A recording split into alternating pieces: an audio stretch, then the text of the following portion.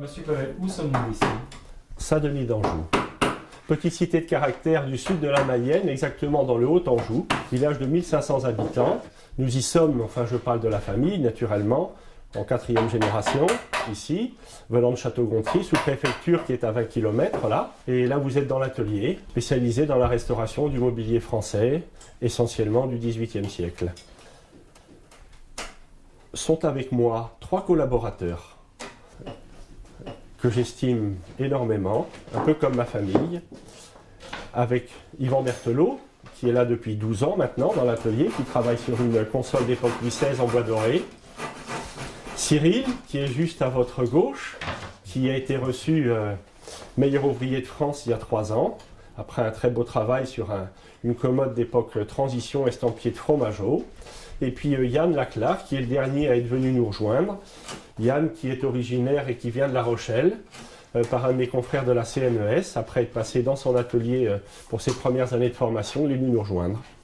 Et à quel moment fait-on appel à un expert en mobilier 18e? Ah écoutez, alors ça c'est une question pertinente. Définir un objet pour son authenticité, c'est la première chose. Regard extérieur. Première chose, l'étude stylistique. Et le deuxième, c'est l'authenticité, regard intérieur. Alors, nous pouvons le faire en fonction des désirs de certains collectionneurs, mais nous le faisons aussi bien pour des salles des ventes aussi. Que nous travaillons, nous officions en collaboration. Je parle pour la CNES en général, certains de mes confrères, pour moi-même également, à travers des salles des ventes ou parisiennes ou provinciales. Alors l'expertise est assez difficile. Lorsque j'ai reçu ma carte, je me suis dit ce sont les problèmes qui vont commencer. Et je ne crois pas m'être trompé. Parce que le plaisir de l'expertise, c'est de découvrir quelque chose qui n'est pas connu. Et de retracer toute son histoire. Le côté désagréable de l'expertise, c'est de faire une contre-expertise et d'apporter une mauvaise nouvelle à un propriétaire. Voilà, où est la saveur d'un métier. C'est pas trop difficile d'apporter une mauvaise nouvelle à un propriétaire? Ça peut nous arriver et ça nous arrive.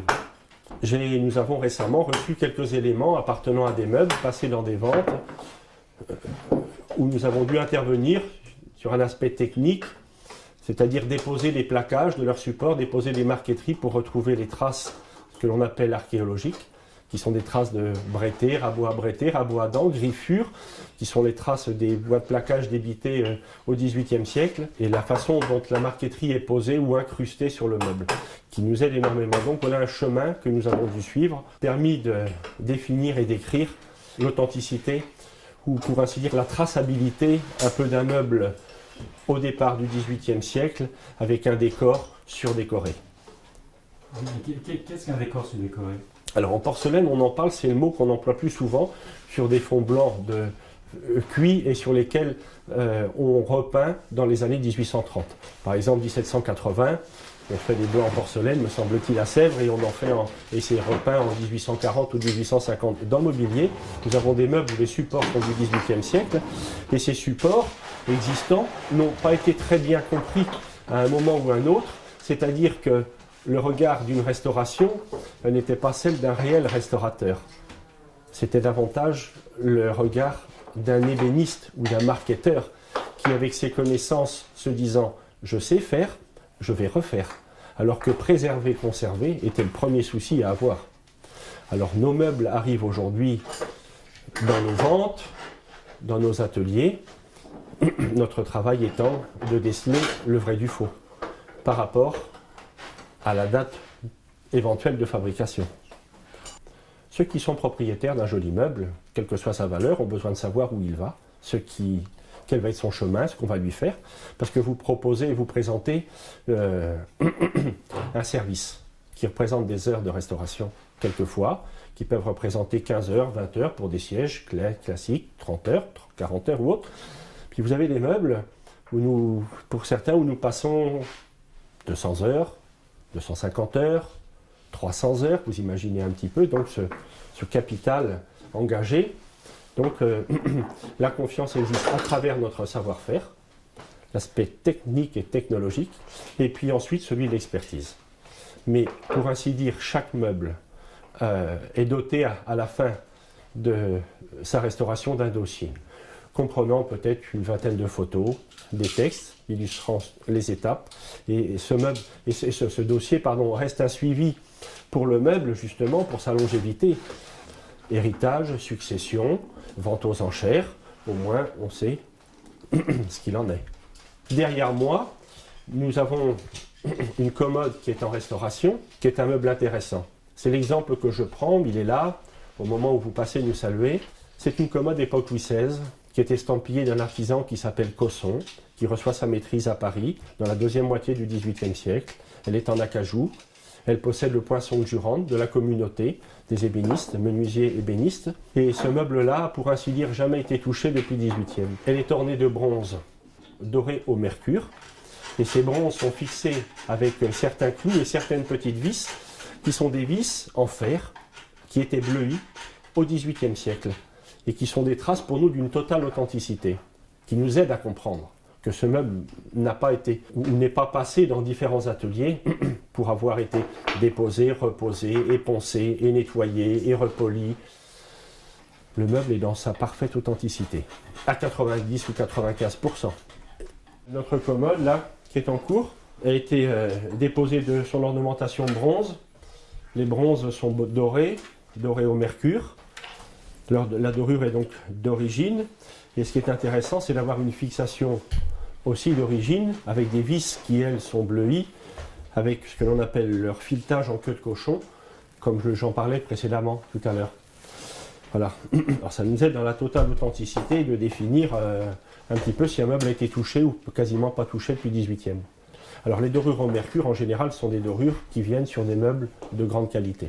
C'était quelque chose de cher. Hein. Ouais, c'est ce qu'on appelle le vernis ou décor or moulu au XVIIIe siècle. Hein. C'est l'or moulu, puisque c'est un mélange de mercure et d'or.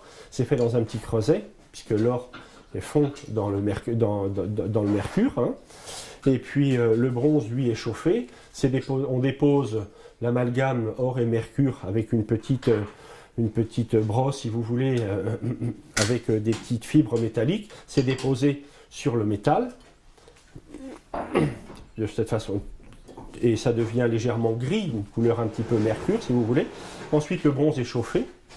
Et quand il est chauffé, le mercure s'évapore. Et à ce moment-là, l'or vient s'imprégner. C'est ce qu'on appelle l'or mat. Et ensuite, le bronze, différentes parties, est bruni, ce qu'on appelle dorure mat et bruni. Et la ciselure est intéressante. Nous avons les parties qui sont mates, qui sont brunies avec une agate, et ces parties qui sont parfaitement ciselées ici, dans les feuillages, qui donnent une grande profondeur et une vie dans le feuillage, aussi bien dans la partie du bas que dans les guirlandes que nous avons ici, et dans les œuvres dans la partie supérieure, ainsi que dans les fonds qui sont brettés, la partie haute. Le dessous, lui, sa patine donnée par le temps, qui est sa patine d'origine, qui est importante. Les bronzes sont faits avec des fontes de sable, très important de les comprendre aussi au XVIIIe siècle. Il existe rarement des fontes à la cire perdue, on en trouve davantage dans les bronzes de sculpteurs, mais dans les bronzes d'ornementation, jusqu'à ce jour, je n'ai toujours vu que des bronzes fondus au sable. Et la fixation est faite avec ces petites vis qui sont filetées à la main, avec une petite queue de cochon, ce que l'on appelle, qui n'ont jamais bougé depuis le XVIIIe siècle. Les bronzes en général, pour les sabots par exemple, comme pour les bagues que nous avons sur cette commode, sont des bronzes fondus au sable de la même façon. Et les bronzes sont fondus en coquille, ce que l'on appelle. C'est-à-dire que la bague est faite en deux éléments, fondus séparément. Ils sont soudés, jointés, repris en ciselure. L'association, enfin la soudure de ces deux éléments en bronze est faite à la grenaille, qui est un apport de métal sur le bronze, chauffé, rougi, qui rentre en fusion, qui permet de souder justement nos éléments. Les sabots sont également eux aussi soudés, construits en ce qu'on appelle en coquille, en deux éléments, 95% du temps. Les fontes sont faites au sable. Ensuite, c'est repris en ciselure, correctement au niveau des joints. Tous ces éléments nous aident à comprendre un petit peu le vrai du faux dans la conception et dans la construction. on peut parler alliage du métal, qui est assez difficile. Je laisse plutôt ça ou la réponse à un spécialiste. Et c'est là où les autres spécialistes de la chambre vous aident à faire une expertise. Oui, ça peut nous aider énormément. Je parlais d'un confrère tout à l'heure, là, qui vient de rentrer dans nos murs, à qui j'ai déjà fait appel, qui travaille sur le plan historique sur la dorure du XVIIe et du XVIIIe siècle, donc la dorure au mercure. Et ça, c'est important. Aujourd'hui, on redore au mercure. Nous avons 2 ateliers en France qui ont les installations pour recevoir justement ce type ou cette technique et de façon à pouvoir la réaliser. Nous le faisons actuellement sur un meuble du Second Empire qui est très important et on arrive à avoir un résultat de grande qualité. Alors, merci Yann. Alors, la serrure que nous avons est une serrure très intéressante, c'est une serrure à boîtier, elle appartient à cette commode. Cette commode Louis XVI, donc, qui est en acajou et avec un détail qualitatif, puisque la serrure, avec son peigne, puisque vous la voyez ici, le peigne, le ressort, la clé, est fixée sur une petite platine en métal, et cette petite platine en métal vient s'embreuver dans un petit caisson qui est en laiton. La particularité, c'est que ce boîtier est doré au mercure, comme les bronzes, ce qui est intéressant. Et d'ailleurs, si on prend le jour frisant, on aperçoit le passage du balai lorsque le mercure et l'or ont été déposés avant d'être chauffés. C'est un vrai critère de qualité sur le meuble. Certaines personnes pourraient les voir et vous dire « c'est pas vrai, c'est neuf, c'est pas vrai, on n'y croit pas ». Et si, fait rare, notre meuble quasiment parfait. Quand on peut donner la provenance d'un meuble, on en est ravi. Il y a un gros travail à faire. Maintenant, de temps à autre, nous pouvons le faire. Mais il y a un moment, ça s'arrête. Et vous avez des historiens d'art, qui sont des confrères. Et à la Chambre, on peut parler de M. Palizzi, qui lui recherche tous les blasons héraldiques, qui est un brillant professionnel. Quand vous ne connaissez pas, vous faites appel aux spécialistes. Chacun trouve sa place, chacun a sa spécialité. Et donc, de temps à autre, en fonction d'un numéro d'inventaire sur un meuble, en fonction d'une attribution probable, on peut de temps à autre retrouver ou des sièges ou des meubles avec des sources d'archives relativement précises. Quelles sont les difficultés à restaurer une pièce? Vous parlez d'une pièce en bronze, j'imagine, d'un accident sur ce meuble. Sur ce meuble, par exemple, quelles sont les difficultés lorsque vous recevez le meuble dans son jus, dans son état? Quelles sont les questions qui se posent à vous? Alors la première, c'est où commencer, où s'arrêter. Quand un meuble arrive avec sa finition d'origine, ce qui est rare aujourd'hui, vraiment rare, mais ça peut arriver. On y touche le moins possible, parce que ce qui nous arrive, c'est un vrai témoignage de l'histoire et des techniques anciennes. Donc, esprit muséal le plus total. Conservatoire. Éventuellement, un recollage s'effectue, une repose d'un bronze défectueux s'effectue, mais sinon, en général, on préserve ce qui existe. C'est la première règle, l'authenticité totale d'un meuble. On peut parler d'une restauration, d'une restitution, d'une transformation, d'une modification, tous ces éléments qui peuvent rentrer dans un vocabulaire aussi qui a rapport avec l'expertise. Parce que où juger une restauration? Où est la restauration? Qu'avons-nous fait de cette restauration? Est-ce que refaire un pied est une restauration? Est-ce que c'est une restauration? Une restitution, pardon? Est-ce qu'un restaurer un plaquage, replaquage, est-ce que ce n'est pas plutôt dénaturer un meuble, même si l'on pense bien faire, alors que préserver une perce ou une usure, à mon avis, a tout aussi son importance comme un tableau. Vous imaginez la Joconde, si on lui refaisait son œil tous les 100 ans, le visage qu'elle aurait. J'exagère un petit peu, mais dans le mobilier, c'est la même chose. Il faut respecter l'aspect extérieur, très important, intérieur, même chemin. Les couleurs, les patines, ce qui nous permet de comprendre la lecture d'un meuble. C'est là où on doit laisser le temps au temps pour l'expérience vis-à-vis du vrai et du faux. Parce que vous avez des faussaires qui ont fait des meubles avec des bois anciens ou des supports 18e, en s'appropriant de certaines techniques, en découpant encore au boc-fil, en utilisant des matériaux qui sont proches de ce qu'on utilisait au XVIIIe siècle, qui prêtent à confusion, puisque certains se sont fait tromper, ont été trompés. Aujourd'hui, on est assez vigilant. Vous parliez d'estampille tout à l'heure. C'est quoi une estampille? L'estampille, c'est une reconnaissance donnée à un artisan en fonction de sa réception à la maîtrise. Les premières années de la maîtrise, je crois que ça remonte au XVe siècle, me semble-t-il, de mémoire, devient obligatoire au XVIIIe siècle, puisqu'on en parle bien souvent au XVIIIe siècle, en 1751, après avoir été votée au Châtelet en 1749. Il a fallu 2 ans pour qu'elle devienne obligatoire. Qu'est-ce qu'une estampille? C'est la marque au fer, correspondant au nom de l'artisan. Cet artisan venait déposer sur une chape de plomb son fer, réalisé au préalable, et le présentait à la commission dite de la jurande. La commission, composée de 4 maîtres, passait en général dans les ateliers au XVIIIe pour vérifier si le travail était conforme à la fabrication, à la construction, surtout aux règles de la corporation. Cette commission imposait l'artisan d'une certaine somme d'argent, qui était infiniment petite, mais c'était quand même un impôt indirect. On trouve sur des meubles, comme sur la commode Louis XVI, l'estampille de l'artisan, qui s'appelle Jacques-Laurent Cosson, qui reçoit sa maîtrise en 1765.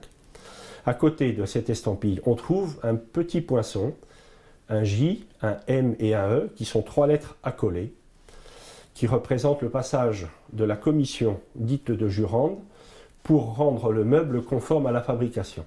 À partir de ce moment-là, le meuble était donc commerciable. Il pouvait être vendu. Par qui?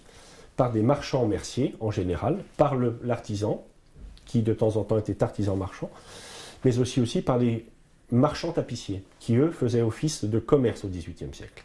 On trouve sur des meubles de temps à autre aucune estampille. Pourquoi? Bien, vous imaginez bien que cet impôt indirect, l'artisan lui-même n'attendait pas le passage de la commission pour lui donner quelques sols. Il avait besoin de le commercialiser rapidement. Ou alors devait-il plutôt répondre à une demande d'un confrère qui lui était artisan marchand et qui avait besoin d'une commande spéciale et préférait mettre son estampille tout en faisant sous-traiter la production à X ou Y. Donc voilà ce qui est important de comprendre. Dans l'estampille, 1749, lettre au Châtelet, patente, votée, 1751, obligatoire. Elle est abolie en 1791. Certains artisans conservent leur fer. On trouve certains d'entre eux qui continuent à estampiller les meubles, peu, mais on en trouve quelques-uns. Est-ce que l'estampille était réservée aux meubles les plus précieux ou pas spécialement? Non, pas spécialement. Tout artisan reçu maître se devait de posséder son fer. J'ai même en source d'archives quelque chose de très intéressant sur l'estampille. Lorsque j'ai fait mon mémoire à la CNES, puisqu'il faut un mémoire, eh bien, j'écrivais sur l'estampille. Et un de mes confrères me donnait un document très intéressant, relatant la vie de 2 artisans.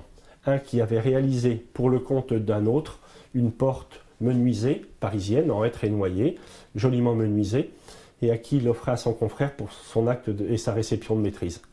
Et il avait mis un petit papier des profondis à l'intérieur, souvenez-vous de moi. Ce n'est pas lui, mais c'est moi. Drôle, c'est l'histoire. Le cas intéressant justement de l'expertise, en particulier celui du siège. Dans le cas présent, nous avons un fauteuil d'époque Louis XVI qui est en bois de hêtre et c'est un siège qui auparavant était doré. Il a subi ce qu'on appelle des restitutions. Des restitutions, c'est-à-dire des manques de sculpture dans la frise de la ceinture, au niveau des feuilles de laurier que nous avons ici, du rang de perles. Une partie de l'ornementation a été refaite. Alors, les questions que nous devons nous poser quand un siège est redoré, puisque sur la façade, le pied avant gauche, nous avons une maquette du siège redoré. Qu'est-ce qu'une restitution dans une restauration et quel est le degré d'une restauration sur un fauteuil que l'on est en droit d'accepter en fonction de la définition écrite de l'expert? C'est très difficile. Quand le siège est doré totalement, comment peut-il vous parler? Il faut le radiographier. C'est la seule solution. Vous allez chez un spécialiste, vous en faites des radios. De ces radios, au niveau des éléments suspicieux, il pourra vous en donner une grande précision. Un fait important, quand le siège est redoré. Le siège peut être repeint, c'est aussi la même chose, à base de colle de peau de lapin avec des pigments. Donc, dans une restauration, quelle est la partie visible et non visible d'un siège? C'est assez difficile. Où commencer? Restitution, modification, transformation. On refait, on reprend le bas des pieds, une partie avait disparu, on resculpte une partie de la ceinture, on restitue les petites rosaces. C'est un siège qui a retrouvé sa totale ornementation, d'après documents, d'après traces, d'après ce qui existait. Mais c'est un siège qui, au niveau de la sculpture, a été repris pour à peu près 40 à 45%. Quand le siège est redoré, c'est invisible. Vous y mettez une très jolie soierie. C'est encore plus séduisant. Vous êtes dans le rêve. Quand vous quittez un petit peu le rêve, vous définissez un prix de vente. Et ce prix de vente, vous le définissez en fonction de ce qu'il est. Donc un siège comme celui-là, quand il sera redoré, c'est un siège qui va valoir 35, 40 000, 45 000 euros, si l'on veut, avec une jolie soierie, un joli tissu, si le siège était parfait. C'est-à-dire qu'après radiographie, on décèle des sculptures absolument irréprochables, totalement authentiques. C'est un siège qui vaut autour des 80 à 100 000 euros, peut-être même plus. Nous avons absence d'estampille, une trace est absolument infime. Je pense qu'au lampe UV, nous pourrons la voir, je crois que c'est Georges Jacob, parce que c'est un siège que je connais depuis très longtemps. Mais voilà, où commencer, comment écrire une expertise, comment la présenter, savoir ce qui a été fait, et quels sont les éléments à utiliser pour présenter un siège. C'est ce qu'on appelle au niveau d'une salle des ventes les conditions de moyens. Le temps donné, les moyens donnés sont matériels pour définir et authentifier un siège. Si demain ce siège est vendu à un amateur sans définir, on va voir les propos qu'on pourra voir ce soir, nous faisons faux bond, je dirais, à l'honnêteté. Nous oublions la plupart des éléments à définir. Ce propriétaire est en droit de revenir nous voir, éventuellement de nous demander de reprendre l'objet, le siège en l'occurrence. Donc on se doit d'être très précis. Donc la dorure, toujours prudent. Un siège est redoré, c'est mentionné. Une garniture avec un jaconat dessous, qui est un tissu qui cache toutes les traverses, doit être mentionné. C'est quelque part un vocabulaire protecteur pour l'expert, qui doit être mentionné. Le client, éventuellement acquéreur, doit se poser les bonnes questions aussi, puisque la porte est ouverte, nous devons lui donner les bonnes réponses. On a donc des sièges à 35 000, d'autres sièges à 100 000, d'autres qui dépassent de très loin les barres des millions, mais vous vendez et vous accompagnez aussi des collectionneurs, des jeunes collectionneurs à des prix qui sont fort raisonnables. Oui, alors l'exemple qu'on donnait auparavant sur le prix d'un siège dans l'état dans lequel il était, sur la valeur de 30 ou 40, et par rapport à un siège parfait entre 100 et 120, c'est un exemple que j'ai avec moi sous les yeux actuellement. En général, un bon siège du XVIIIe siècle peut valoir entre 2 000, 3 000, 4 000, 5 000 euros, un petit peu plus. On commence à acheter un siège intéressant. Dans ma clientèle, j'ai actuellement un jeune amateur qui est collectionneur et qui a cette démarche intellectuelle déjà, la première, d'apprendre à comprendre, historique aussi, de regarder et de savoir acheter ou d'apprendre à acheter un siège, pour ainsi dire, parfait, en dehors d'une garniture apportée. C'est-à-dire qu'on oublie les pieds greffés, on oublie les pieds hantés, on oublie des renforts malvenus à l'intérieur, des usures ou autres, au niveau des sculptures. Donc ce monsieur a une démarche. Il est venu vers moi déjà il y a quelques années et je l'aide. Et récemment, je l'ai aidé à acquérir une suite de 4 fauteuils en acajou, d'époque directoire, estampillés de Jean-Baptiste Demey, rue de Cléry, les 4 sièges, l'estampille certes un tout petit peu abîmée par un garnissage, mais parfaitement bon d'époque, parfaitement authentique. Et je lui ai vendu ces 4 fauteuils de mémoire 3 600 euros. Voilà.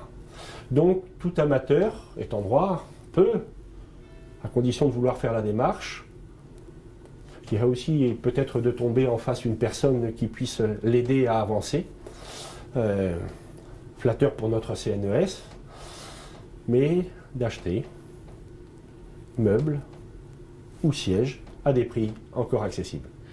On a beaucoup parlé d'ébénisterie, d'expertise, et vous vouliez nous montrer cette commode 18e que vous allez présenter lors du salon. En effet, C'est un meuble qui, à mon avis, est très intéressant. Il m'a été confié dans le cadre de mon courtage. Ce meuble a été restauré. Il a été restauré par son propriétaire à sa demande. Nous avons répondu à ses souhaits qui étaient les suivants. Il souhaitait une finition relativement brillante, très rapidement d'ébénisterie et des bronzes dorés. Je lui ai présenté une dorure au mercure et une dorure au nitrate de mercure. Il a préféré le nitrate de mercure pour des questions diverses. Ce meuble est du début du XVIIIe siècle, peut-être même la fin du XVIIe, le siècle des Lumières, la période Louis XIV. Faste décoration, d'ornementation, de bronze redoré, aussi bien dans les encadrements des tiroirs que nous avons ici, les poignées tombantes qui sont de jolie qualité, avec un décor de gousse, les petites rosaces en feuilles d'acanthe, les entrées qui, elles, commencent à nous prévenir du style légèrement rocaille, même si nous sommes encore de la période Louis XIV.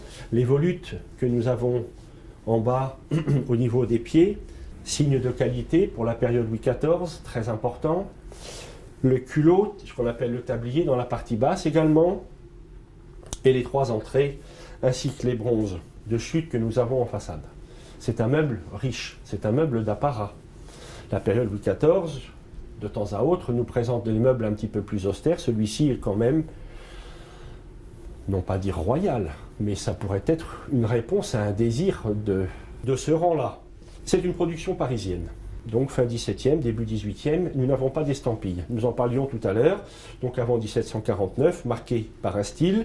La production, si on ouvre, est parisienne. L'ébénisterie très bien soignée. Les côtés, les tiroirs sont en chêne, les fonds sont en chêne également, la serrure est d'origine, tout est bien d'époque sur ce meuble. Et on pense de temps en temps à donner quelques attributions. On peut parler d'un artisan qui s'appelle François Lieuteau, dans les années 1700, qui a réalisé des meubles de cette qualité-là. Et nous pouvons penser également à une famille importante, mais peu connue, de la période Louis XIV, qui s'appelle les Caudron. C-A-U-D-R-O-N, qui sont des gens célèbres, qui étaient fournisseurs du garde-meuble et qui nous ont laissé des traces très intéressantes. Le dessus en marbre est un marbre rouge des Flandres. On parlait bien naturellement des marbres d'Italie à une période, et finalement ces marbres sont venus concurrents de cette pierre ou de ces blancs que l'on avait en Italie. On en a fait commerce, on l'a énormément utilisé à Paris. Aucun accident sur le marbre lui-même. Il est mouluré ce que l'on appelle d'un bec de Corbin, tout à fait bon, d'époque et d'origine. Ce qu'on appelle un meuble de collectionneur ou de vrai amateur. Je vois les dorures, elles m'ont l'air particulièrement fines avec les anges d'eau. Ici, oui, c'est joli parce qu'elles sont brunies. Elles sont mates et brunies ici. Là, c'est très beau, intéressant. Et puis les petits profils que l'on a de chaque côté, les petits amatis sont parfaits. Et la mouluration est belle, ce sont des oves, hein. Plein néoclassique, joli poignet. Enfin, on sent une fraîcheur dans la dorure, c'est présenté tel. Il y a une jolie commode. Ah, regarde.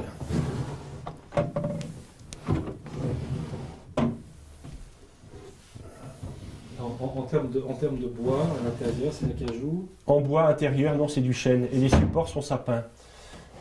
N'imaginons pas trouver des chênes tout le temps dans le mobilier français du XVIIIe siècle. On en trouve de temps à autre sur les meubles d'une très grande qualité. Mais vraiment très grande qualité. On peut parler d'André Charleboul, on peut parler de Charles Crescent, et encore. On peut parler de Bernard von Riesenburg Ier aussi. Mais là, dans le cas présent, ce sont des bois qui sont des sapins. Au niveau des supports côtés. Et le plaquage que l'on a est un plaquage de satiné, d'ailleurs joliment moiré, avec des filets en amarante et des bois de houx, pour les parties les plus claires, dans la partie losangée. Y a-t-il autre chose à dire sur la commode, sur ses particularités? Les bronzes et l'ornementation, ça c'est un élément important dans notre meuble. Les bois et son décor de plaquage losangé, un décor géométrique, ce n'est pas un décor floral. La production est parisienne. Le support sapin pour les côtés, chêne pour l'intérieur de nos tiroirs. Les serrures, elles, sont d'origine. Tout est bon, c'est parfait. Là, les pans que nous avons qui sont arrondis, avec cette large cannelure que l'on a verticale, ici, plaquée en laiton. C'est une feuille très fine de laiton. Ce n'est pas doré, c'est juste poli.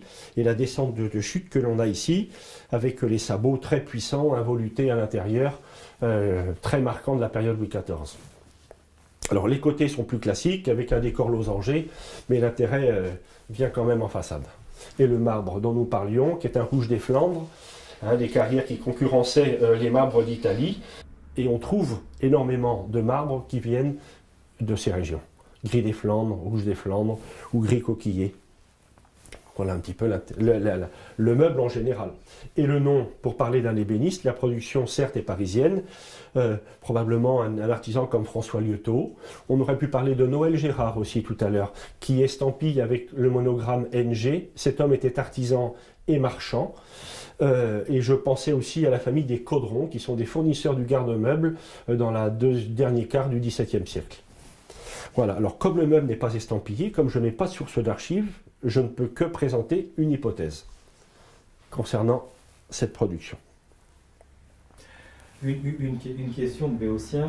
Est-ce que vous avez une idée du nombre de commodes de cet acabit qui a été produit à l'époque? Vous posez une très bonne question. On fait toujours un comparatif lorsque l'on possède quelque chose qui nous paraît être important ou d'une grande qualité. On peut référencer peut-être une bonne centaine de commodes. Peut-être pas 100 marqués avec des encadrements de bronze de cette façon, mais concernant la forme qui est légèrement bombée, élément caractéristique de la période Louis XIV ou de la Régence, mais la période Louis XIV. Les bronzes avec des décors involutés, on en trouve un petit peu. Certes, grande collection ou musées internationaux. L'ornementation de façade des poignées tombantes, elles sont assez classiques, parce que c'est un modèle qui est répété. Le décor plaquage en losange, on pourrait le trouver avec une marqueterie florale ou alors avec un bois dit de fil, tout simplement, avec juste quelques filets.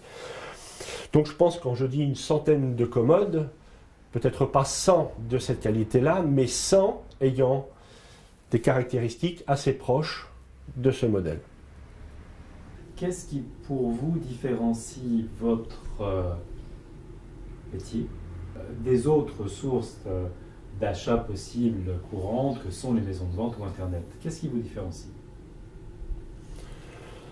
Notre personnalité. Nous sommes des individus qui avons une passion animée. Notre chemin, nous le faisons nous-mêmes. À la demande, nous essayons de répondre au service. Ça, c'est une chose. Mais sinon, nous avons un chemin que nous avons choisi. Il y a presque un petit fond d'idéologie, quelque part dessous, en disant « j'aime, je veux faire, j'ai envie ». Il vous apporte énormément de choses, des satisfactions, des rencontres humaines, des rencontres avec l'objet, des rencontres avec des meubles. Et tout ça, c'est une richesse dans la vie. Voilà ce que je peux vous dire. Quelle est la satisfaction de notre profession? De bien faire, certainement, artisanalement, partager avec mon équipe, mais sur le plan réellement professionnel, c'est l'échange. L'échange, la communication, la communion. Je vous parle d'une commode, et à la fin de la conversation, vous allez sans doute me dire « Mais monsieur, c'est passionnant ce que vous m'apprenez, mon grand-père avait la même. » Et on va parler de votre grand-père et de sa vie. Et vous allez me dire à quel moment il l'a acheté, quand est-ce qu'il l'a revendu. Voilà un peu la vie de l'objet et l'échange qu'on peut avoir.